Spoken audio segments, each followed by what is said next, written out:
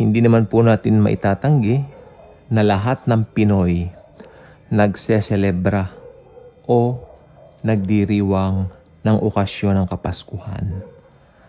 Ito po hindi maitatanggi since ang Pilipinas po ay tinaguriang Christian country.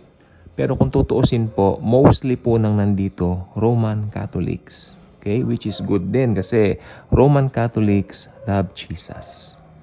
I love Roman Catholics very much. Among sa mga pinatututuhanan namin ng gospel, ang Roman Catholics ang pinakamadaling maborn again. Ang daming naboborn again na Roman Catholics. Palakpakan natin si Jesus. And I declare, mas marami pang maboborn again na Roman Catholics bago dumating si Jesus sa rapture para kunin tayo. Makakasama na sila. Okay, so sad nga lang dahil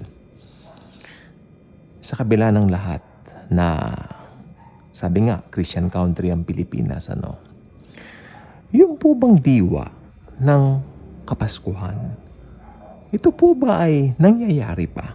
2023, hello. 2023. 1950s, pwede pa siguro. Panahon pa ng mga lolo ko sa tuhod yan, pwede pa siguro. Yes, it can.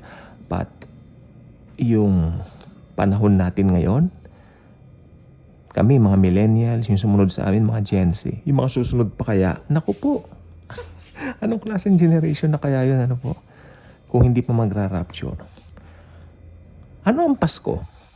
I mean, 2023, hello. Tignan natin ang Pasko. Yun totoo?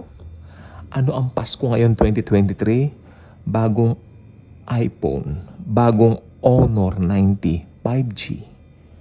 Siyempre, ang pinakamagandang telepono ngayon, hindi maitatanggi, Huawei Mate 60 at saka yung Huawei Pro 60. Yan dalawang yan ang pinakamagandang telepono sa balat ng lupa ngayon.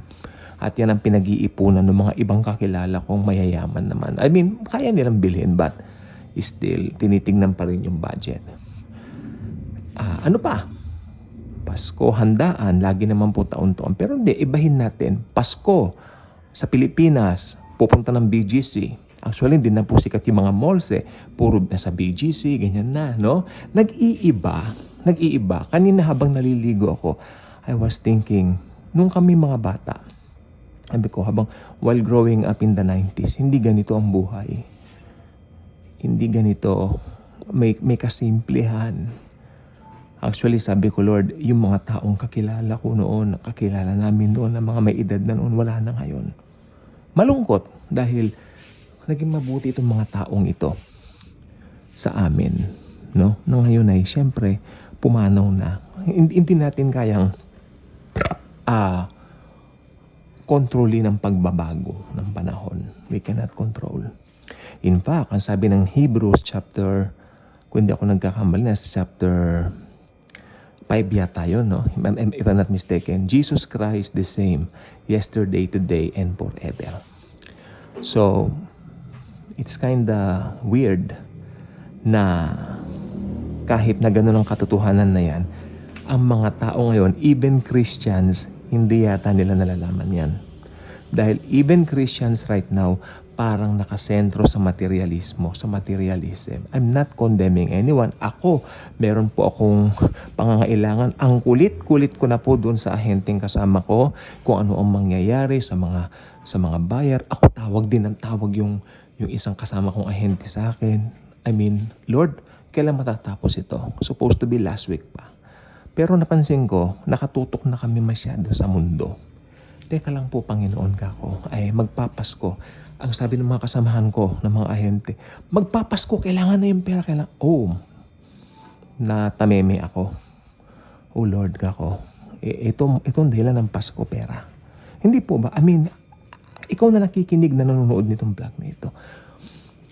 Maging totoo ka sa puso mo. Pera, di ba? Ako yung totoo, yes.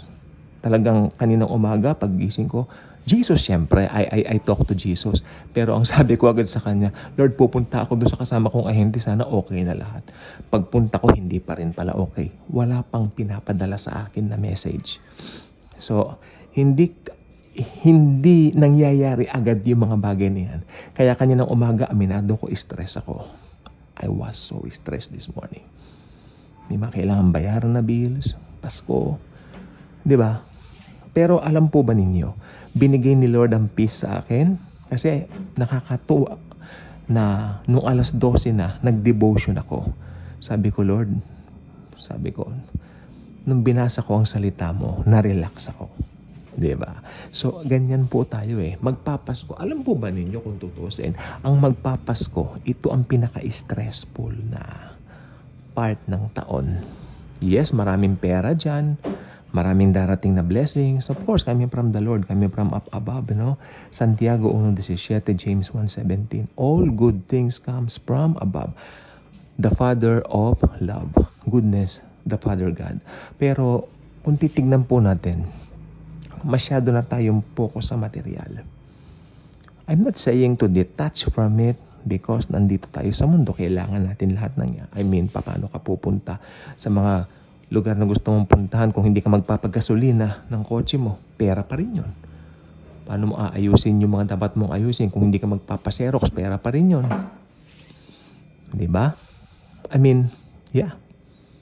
We need money. Pero ang diwa ng Pasko po ay ang God of Gods, the Lord Jesus Christ. Masyado tayong stress, masyado tayong nadadala ng mga dapat nating gawin, bilhin. Marami po yan. Especially, alam po ba ninyo, ito po wag pong tatamaan yung iba. Marami akong kilalang Kristiyano ngayon. Hindi naman po ganun ka up, or should I say, ganun ka angat ang buhay, but ang nakakatakot, nakikipag-compete. Kompetensya doon sa mga talagang meron. Mga Kristiyano po yan. I see something's wrong dahil ang priority na ay material. Hindi po masama ang material. Ako nangangailangan din po ng material things. Pero aminado po tayo dito bilang mga mananampalataya. Tayo po ay tinawag to evangelize people. Baka kako nakalimutan mo na yung totoong katawagan mo natin.